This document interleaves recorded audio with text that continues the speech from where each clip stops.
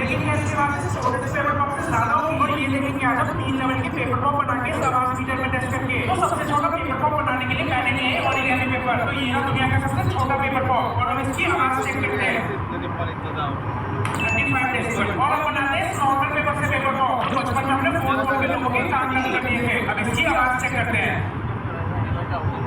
61 decibel. तो इस paper pop की आवाज थी 35 डेसिबल और इस पेपर पॉप की आवाज थी 61 डेसिबल।